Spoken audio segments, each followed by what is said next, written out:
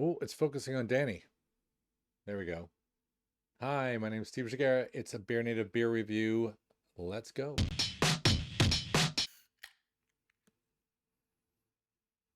All right. If you're new to the channel, please subscribe. I do review pretty much beers from all over the world. Lots of kind of weird and wonderful craft beers. I don't often do beers like what I'm about to do today. So it keeps focusing on Danny. Let's move Danny. Sorry, Danny. You're out. It thinks Danny is more human than me, which is probably true, even though he's made of cardboard. But there's a reason why I did this one is because I just frankly almost immediately didn't agree with a very popular opinion. And that's okay. Differences of opinion are allowed. The beer I'm reviewing today is Urban Fog, New England IPA, BrewDog versus Mikeller, largely available at Sainsbury's. It's a supermarket beer. It is one of the weird collaborations that BrewDog does, like the Cloudwater one, like people have been talking about the Salt collaboration recently. They've done a bunch, like that white chocolate guy that came, the Tony Baloney one. I don't know. It's actually kind of good, but this one, I just, for some reason, I've been so obsessed with the channel with reviewing obscure beers that you can get that maybe from breweries that are new to you and you haven't heard of, that I've been remiss in reviewing ones that are more accessible, like this one. And so before I started doing this, I did what I normally do, and I just went to YouTube to see who had reviewed it already, which I assumed would have been everybody who does things like what I do. And I was intrigued. So here's just like the top four. Jake O'Beer. Jake O'Beer's got three, and everybody here gets more views than me. That's why they're the first reviews. Craft beer, real ale craft beer is easily, his name's Simon. He's easily the oldest and has the largest following. 50,000 people or something like that subscribe on his channel. This particular review got 9.7 thousand reviews. Why? Is it because he's the best reviewer? Arguable, but the way YouTube works is that once you have lots of subscribers and views, YouTube assumes that must be the best, and therefore when you search, you always come up first. It's a bubble. So because he's on top, unless he just vanishes, he'll always be on top. I would argue complacency sets in at that point. But some of these opinions are wide and varied, right? I like Beer Dad's reviews. I like a lot of these people's reviews. 91 views, underrated reviewer. Kind of weird though his setup. Like he's kind of always looming over the beer, but for some reason, something about that I like it. But yeah, so then you get I don't care about BrewDog. There's a few reviews out there. I obviously watched a few of them, but what I didn't like immediately was this clickbait right here. BrewDog versus Mikeller with Mikeller, Fallen Kings of Craft Beer. It's so clickbaity, right? It's like, really? All right, so that got me watching a little bit of it and then deciding, all right, I'm going to try this. So I've got it here. You've seen it. It's in your local supermarket. It is, if you don't already know, it's pretty cheap. It says, I think if you go to the website, it says it's 6.7, which was a bit weird, but it's actually 6.5 on the can. So we have to trust the can for marketing and legal and supermarket reasons. Obviously brewed at BrewDog with the authorization and collaboration of Mikeller. So I've improved my microphone, by the way. It's in a little bouncy thing, so it doesn't make as much noise as it used to. So hopefully that worked. So anyway, I'm gonna dump this in there. I don't want to be too unaggressive about it. So just again, the smell. I mean, BrewDog, everyone, I put it in a BrewDog glass. That's how lame I am. I have a lot of glassware, so use what is appropriate. It's got a kind of a light amber color, and it smelled good on opening just now. That is cool. I got what it was. I guess if I were to pick one, stone fruit, which is super generic, right? That's like a whatever. That's like peach, mango, papaya. But which is it? Because they don't smell the same. Um, Narrowing it down,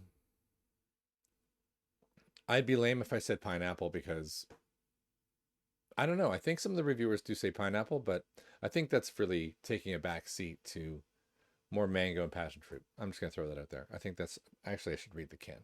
It probably says in the can. And what I'm supposed to. I'll look at it afterwards. But it's fruity, and I'm guessing I'm going to get a little bit of resin because that tends to be one of the signatures of BrewDog beers, which I like. So let's try it.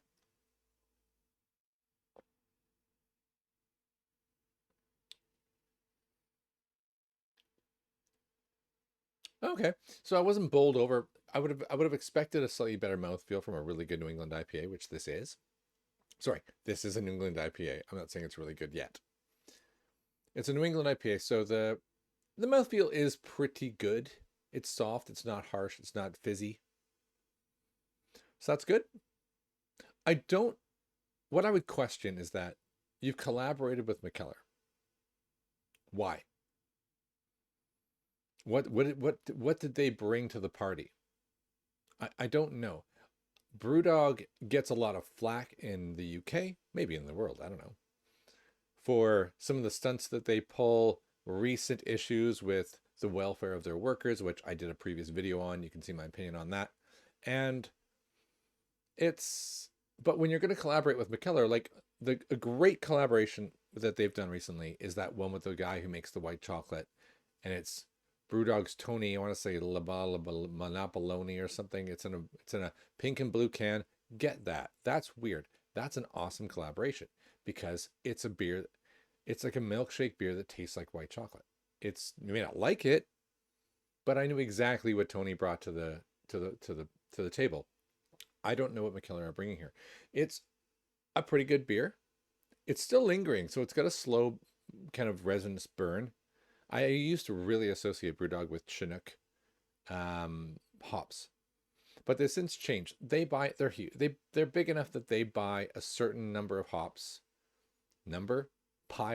probably acres of hops. I don't know, that they tend to. There's going to be a core range that they get economy of scale on, and you're going to notice a consistency across their beers. I believe that. In the video, the really popular one, the top one there, he tastes it for 5 minutes and he goes on to a bit of a rant about how the water in Ellon, where they brew, has a taint to it, and that's what makes all BrewDog beers taste the same. Which I kind of think, like, water does make a huge difference, and there can be a metallic taste, or I would call it, in like wine, you'd call it like an earthy taste, a terroir. Like there would be a flavor to it. And if you don't like that, but don't point it out in every single BrewDog review. Don't say it tastes like BrewDog. If you use the same water all the time, it's the number one ingredient.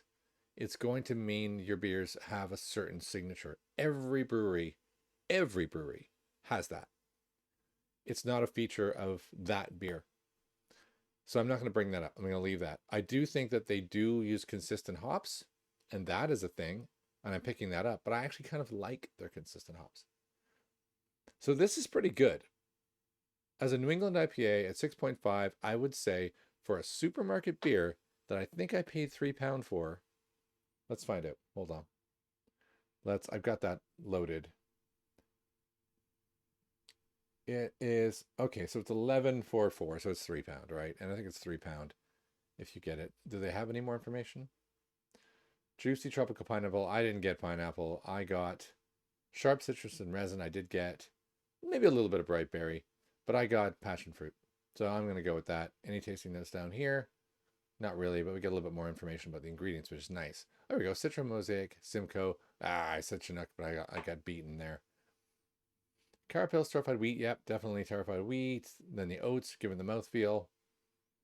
Citra, Mosaic. So Mosaic is probably the one where I'm and Citra together, which is I'm picking up the weird kind of odd, but I still think it's very good. So let's get back to it. For a £3 New England IPA in a supermarket, I would go back and get more. No question. It is good. There's no doubt. If someone says, Steve, do you want me to go to the bottle shop and get you some £5.50 mystery New England IPAs that you're not going to review and you're not going to sit and enjoy, and we're just going to sit outside in the garden on a hot day with friends?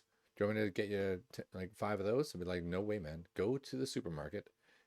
And I'm totally fine with this one or the Cloudwater collaboration. Those are good. So that's my take on it. I don't think it's fair to have your your thumbnail saying the fallen kings of craft brewery. They're not, no, the incredibly successful original old craft breweries that are now huge and having to deal with that and probably making mistakes. Yes, do they have the mysterious intrigue of some of the ones I've been brewing recently, like Wander Beyond, like which are just turning out amazing things? Well, no, they don't, because everyone's heard of them and they're in the supermarket. They're in supermarkets. And stop focusing off me. There we go. Do they have that? No, they don't have that. There's no mystery and intrigue to them. It doesn't make them think they suck. This is good. And the fact that they have scale to satisfy the insane demands of supermarkets, people criticize them for that. It's like, no, that's not a sellout.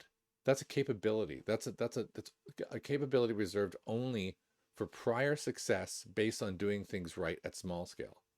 So I'm not going to criticize that.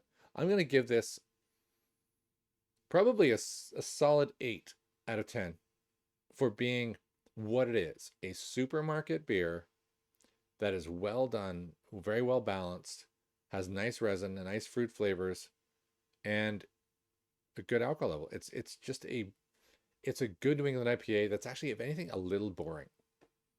And I don't understand where the collaboration comes in, other than Mikeller brings some sexy hype or branding. That's all it is. All right, so I'm going to stick around. I'm going to add my other scoring where I will. So this would be a 4 on Untappd if I did that. It's not going to get a 4 because it's not going to rate on accuracy, originality, all the other things that I like about it, that I like about really good beers. It's going to fail on all those just because the only thing I can see it brings is the name Mikeller on the can. Otherwise, it's just a nice New England IPA at a great supermarket price from BrewDog. Now, you may tune out if you don't care about anything else. Otherwise, I'm going to pick it apart on its marketing. I think the colors and the choice of its imagery are amazing because you spot it a mile away in the store. But so it'd probably get a 5 on packaging because it's got everything. I like their packaging, but it's gonna get like a 3 on, sorry, 5 on art, 3 on packaging, still an 8. But in terms of accuracy and uniqueness, it's not unique at all. It had the option to be unique, and it's like, I'm going to give it a 2 on uniqueness. And in terms of accuracy, I expect something spectacular from a collaboration from these two titans, let's say. I didn't get it. So I'm going to go 2. I'm going to mark it way down on that. So it's going to get an 8, an 8, and a 4. So it's going to land at 20 out of 30. So a 3.33, which is maybe harsh, but I think harsh but fair. Maybe I'll bump it to a 3.5. I don't know, something like that. But yeah, so there we go. So there we go. So when you're drinking a beer, any beer, I don't care if it's a supermarket beer, I don't care if it's a Budweiser. Maybe I do. Maybe I do. I probably do care about that. But wherever it is you get your craft, take into context what you paid for it, how accessible it was. Don't criticize a brewery for a success just because you don't have that success, right? You're not making billions selling craft beer. Too bad. You know, it's not their fault they've done that well. In fact, it is their fault they've done that well. So I think that is pretty good, but a little bit more style than substance. That's the end of this one. Keep watching, support me if you can. I review all sorts of beers, and I'm not criticizing people. I don't think I'm criticizing people for the sake of it. And I'm actually probably, yeah, let's just leave it there and call it. That's the end of this one. I did it because I saw so many other reviews. I'm going to do one more BrewDog, which is a bit mad. I might try and sneak it in today because I'm going to be going away. That's the end. Thanks for watching.